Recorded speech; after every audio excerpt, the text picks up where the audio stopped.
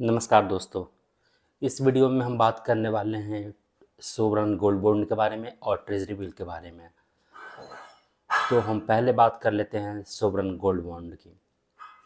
देखिए दोस्तों, आजकल लोग सोना परचेज कर रहे हैं, परचेज करके उसको घर में रख रहे हैं। अगर आपको शादी करनी है तो आपको गोल्ड लेना है। जैसे फॉर एन एग्जांपल, आपको शादी करनी है, 5 साल के बाद में, 4 साल के बाद में आपको गोल्ड चाहिए, तो इसके लिए बेटर ऑप्शन होता है कि आप सोवरन गोल्ड बॉन्ड खरीद लें। जनरली आज के आदमी जो हैं, इंडिविजुअल्स हैं, वो मार्केट में जाते हैं और गोल्ड बाई करके आते हैं और घर पे रख देते हैं। इसमें देखिए, आपका रिस्क 3-4 तरीके का रिस्क है। इसमें आपको पहले मैनेज करने का कॉस्ट होगा, point number 1। Point number 2, security threat रहेगा कि गोल्ड आपका कोई चोरी तो नहीं कर लेगा। ये हमेशा दिमाग में चलते रहेगा। तो इन सब को रिस्क को एलिमिनेट करने के लिए फिजिकल गोल्ड में जो होता है, उनके लिए सबसे बढ़िया है सोवरन गोल्ड बॉन्ड। ये सोवरन गोल्ड बॉन्ड होता क्या है? ये आरबीआई इशू करती है सोवरन गोल्ड बॉन्ड को। ये 1 ग्राम इक्विवेलेंट एक बॉन्ड को इशू करती है। जैसे फॉर एन एग्जांपल, अभी प्राइस गोल्ड का चल रहा मार्केट में 1 ग्राम का 9,190 रुपये। तो सिमिलरली ये 9,190 का सोवरन गोल्ड बॉन्ड होगा। ये अब खरीदेंगे कैसे? आपका क्वेश्चन ये आएगा, राइज होगा। देखिए, पहले मैं बताता हूँ आपको कि प्रोसेस क्या होता है इसका परचेज करने का। प्रोसेस ये होता है कि कोई भी इंडिविजुअल हो गया, या फिर आप कह लीजिए एचयूएफ हो गया, चैरिटेबल ट्रस्ट हो गया। जब sovereign gold bond RBI issue करती है तो सीधे जाकर डायरेक्टली सब्सक्राइब कर सकते हैं। सब्सक्राइब कैसे करना होता है? Demat account. मेरा तो डीमैट अकाउंट झरोदा में है, तो झरोदा में जाता हूँ, सीधे बिड पे क्लिक करता हूँ। बिड का एक ऑप्शन आता है, उस पर क्लिक करता हूँ तो उसमें सोवरन गोल्ड का दिख जाता है, अगर वो वहाँ पे होता है तो आप जाइए, जो भी रेट चल रहा होगा वहाँ पे सब्सक्राइब में फिलअप कर दीजिएगा, फॉर्म फिलअप कर दीजिएगा। आपको यूनिट्स अलोकेट हो जाएगा। जैसे आपको 1 लेना है, 2 लेना है, 3 लेना है, 4 लेना है, तो आपको मल्टीपल में लेना पड़ेगा। 1 के मल्टीपल में ही लेना पड़ेगा आपको। इसमें फिर क्या होता है, इसमें अगर आप मैच्योरिटी पे, मैच्योरिटी का मतलब जैसे आरबीआई ने टाइम पीरियड सेट कर दिया 2 साल का, 3 साल का, 4 साल का, तो उस मैच्योरिटी पे अगर आप मैच्योर होता आपका बॉन्ड, मतलब, तो उस केस में आपका क्या होगा, टैक्स कुछ भी नहीं लगेगा उस पर। 0% टैक्स लगेगा, जो भी कैपिटल गेन हो गया। अब टैक्स का क्या मतलब है? जैसे आपने 3 साल का सोवरेन गोल्ड बॉन्ड लिया, तो ये हो गया long term capital gain. Long term capital gain हो गया। तो आपने लिया था एक बॉन्ड का जब प्राइस था 9,190 रुपये, अब जब बेच रहे हैं तो उसका प्राइस हो गया है, फॉर एन एग्जाम्पल, 10,500। तो 10,500, 9,190 का जो भी डिफरेंस आएगा, आपका ये हो गया कैपिटल गेन। इसका नेचर होगा शॉर्ट टर्म और लॉन्ग टर्म, ये डिपेंड करता है आप कितना साल के लिए इसको होल्ड करते हैं।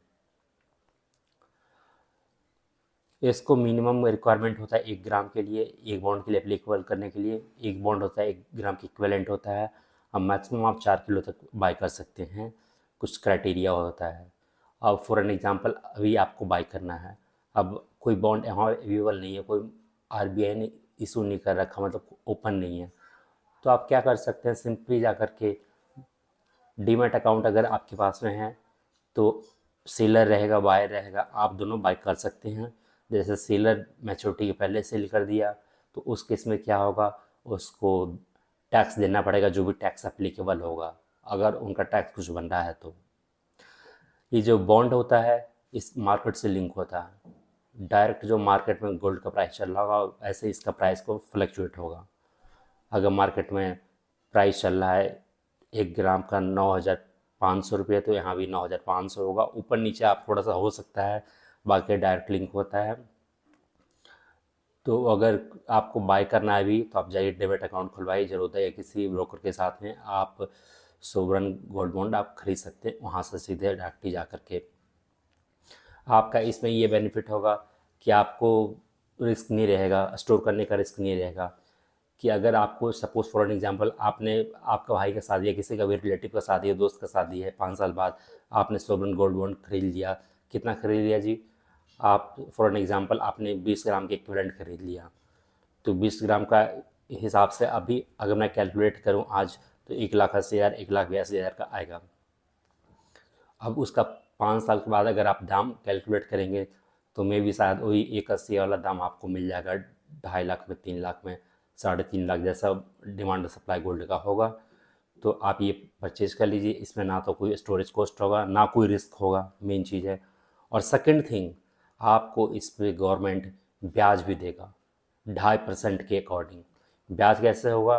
सेमी एनुअली पे करेगा गवर्नमेंट आपको। गवर्नमेंट मीन्स यहाँ पे RBI, reserve bank of India, माफ़ करिए मैंने गवर्नमेंट बोल दिया। तो आपको बेनिफिट कैसे हो गया? आप कैसे ही परचेज कर सकते हैं। या तो आप सीधे आरबीआई के थ्रू सब्सक्राइब कर लीजिए जब डीमेट में आप उन्होंने इशू किया हो तो, या फिर उनका बंद हो रखा है तो आप किसी बायर से जाके परचेज कर लीजिए ओपन आवर्स में जब मार्केट ओपन होता है। तो अब बेनिफिट किस तरीके का होगा? स्टोरेज कॉस्ट आपको देना नहीं पड़ेगा। सेकंड थिंग, आपको 2.5% का ब्याज मिलेगा। तो अगर आप लोगों में से किसी को भी गोल्ड खरीदना है तो आप ऑफलाइन मत जाइए। अगर आपको अभी नहीं, 2 साल बाद 3 साल बाद ही के लिए गोल्ड चाहिए तो आप सोवरन गोल्ड में मेरे हिसाब से इन्वेस्ट करिए। सबसे बेस्ट तरीका है सोवरन गोल्ड बॉन्ड। इससे बेस्ट तरीका नहीं है। इससे क्या होगा, एक आपका इन्वेस्टमेंट हो जाएगा। इसको आप या तो अपने नीड्स के अकॉर्डिंग खरीद लीजिए कि आपको नीड्स से 4 साल में, 5 साल में, 10 साल में, 20 साल में, जैसा भी, या एज ए इन्वेस्टमेंट भी खरीद सकते हैं। अगर आपको मैच्योरिटी पे आपको ये पैसा मिलेगा, जो भी मैच्योरिटी रहेगा, तो इसमें क्या होगा, टैक्स फ्री रहेगा, कोई टैक्स ही नहीं लगेगा। तो मेरा आप लोगों से सलाह है कि आप इसमें ज़रूर गोल्ड बॉन्ड में, सोवरेन गोल्ड बॉन्ड में इन्वेस्ट करिए लंबे समय के लिए। आपका पोर्टफोलियो में ज़रूर होना चाहिए सोवरेन गोल्ड बॉन्ड। अब दूसरी चीज़ हम बात कर लेते हैं, ये तो हो गया सोवरेन गोल्ड बॉन्ड का कि कैसे करें जी, क्या करें। तो मैं आपको एक बार फिर से समअप कर देता हूँ पॉइंट को एक जगह, ताकि आपको याद रहे। एक झरोदा में अकाउंट खोल लीजिए या किसी ब्रोकर के साथ में अकाउंट खोलिए जिनमें ट्रेडिंग होता हो। आप जा कर के बाय कर लीजिए मार्केट में, ओपन सिंपली बाय कर लेंगे। सेकंड वन थिंग, फिर उसमें आपका जैसे ये 1 ग्राम के मल्टीपल में आपको सेल होगा। जैसे आपको 10 ग्राम गोल्ड खरीदना है तो आप 10 लॉट के लिए अप्लाई कर दिए, 10 लॉट परचेज कर लीजिए। उसके बाद में 2.5% के हिसाब से आपको गवर्नमेंट ब्याज पे करेगी पर एनम, 2.5% पर एनम। आपको सेमी एनुअली आपको ब्याज दिया जाएगा। आपका इसमें स्टोरेज कॉस्ट नहीं होगा, आपका इसमें कोई रिस्क नहीं होगा, मिनिमम रिस्क। तो आप इसके लिए जाइए। अब दूसरा बात जो करने वाला था मैं, ट्रेजरी बिल का। तो ट्रेजरी बिल होता क्या है, पहले ये हम समझ लेते हैं। ट्रेजरी बिल का मतलब ये होता है कि गवर्नमेंट को कभी भी फंड का अगर ज़रूरत पड़ता है तो बॉन्ड कह लीजिए, बिल कह लीजिए, मार्केट में इशू करता है। फॉर एन एग्जांपल 100 रुपये का अगर वो ट्रेजरी बिल है तो जनरली वो डिस्काउंट में इशू करता है। डिस्काउंट का क्या मतलब हो गया, 95 रुपये में आपको मिल जाएगा।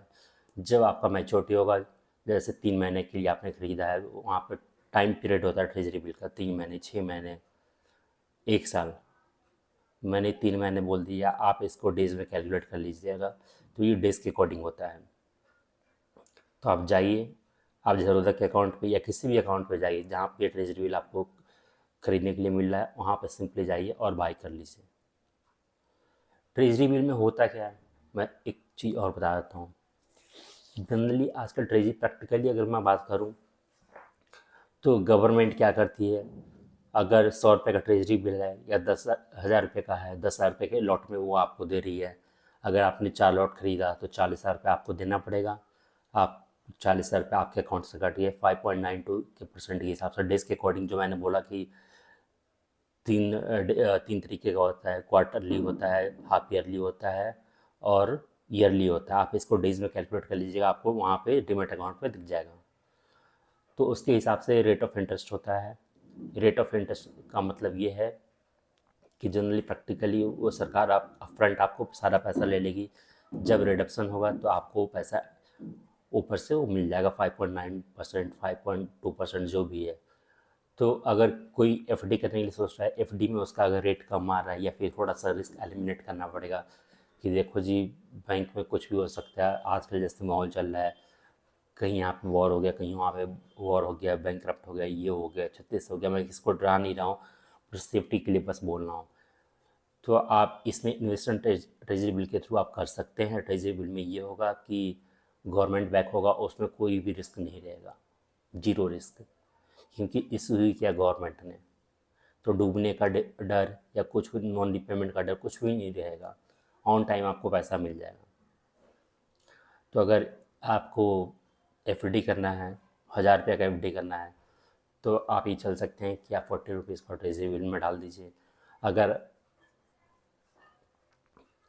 आपको एसबीआई में इन्वेस्टमेंट, जैसे पीएसयू की बैंक की बात करूँ, अब तो एफडी में भी कम रेट ऑफ इंटरेस्ट हो गया, तो आप लोग इसमें ट्रेजरी बिल का आप एक बार ट्राई कर सकते हैं। अगर आप लोग को ट्रेजरी बिल में नहीं करना, सीखना ही है बस, तो आप सिंपली जाइए, एक ही ट्रेजरी बिल को अभी अप्लाई कर लीजिए, देख लीजिए बेनिफिट क्या होता है, कैसे वर्क करता है। आप एक ही लॉट परचेज करिए, जब आपको समझ में आ जाए तब जाके आप दूसरा लॉट परचेज करिए। आज के लिए इतना ही। आगे मिलूंगा नए टॉपिक, नए श्रोता के साथ में। नमस्कार।